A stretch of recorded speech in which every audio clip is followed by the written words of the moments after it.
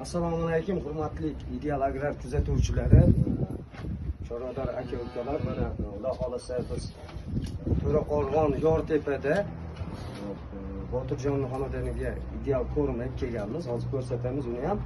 Men mollarim bilan tanishib chiqamiz. Mana mollar, mashalloh. Mana shu ideal ko'rim, oldi ratsion bilan boqqansiz, ha? Ratsion bilan kiygan ideal ko'rim bilan mana ular yangi kelibdi.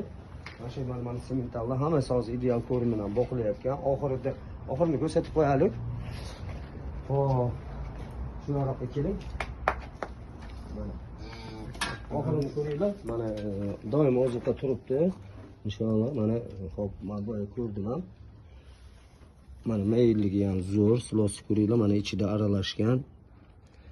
Xo'p, mana shunday mana kechqurungacha yeb bo'lar ekan shuni. Ratsion ideal ko'rim bilan boqyaptilar. Yuraveringlar.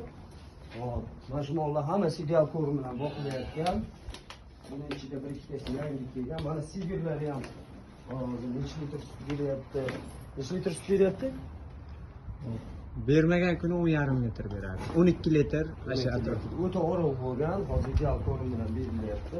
Sog'lom, bahonasi mana ko'rib turibsizlar. Xo'p, hozir sizlarga yana bitta yangilikni aytaman. Sizlarga bir yangilik, mana To'raqo'rg'on Yortepada, hop, mana shu hozirgi kelgan xonadonimiz, Botirjonning xonadonida mana ideal ko'rim, vilafos, hop, raps, shrut, hamma narsasi bor.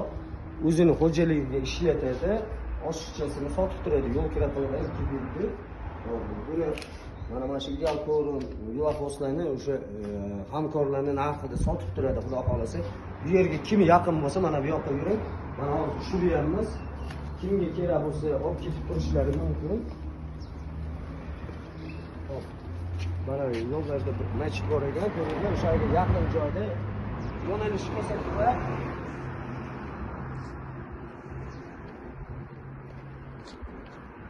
Hop. Mana ko'rdinglar? Bunday qilib ko'rsatasiz. Mana shu yerga yaqin, bu yog'i mana To'raqo'rg'on. Bu yerda kurugi bor, bu yog'i Kosonsoy. Hop, bemalol murojaat qilaverasizlar. Kim shu yerga yaqin bo'lsa, mahsulotlarni olishingiz mumkin. Endi borgan sari bunaqa hamkorlik ko'payadi, hammamizga oson bo'ladi. Salomat bo'linglar, yana aloqaga chiqaveramiz.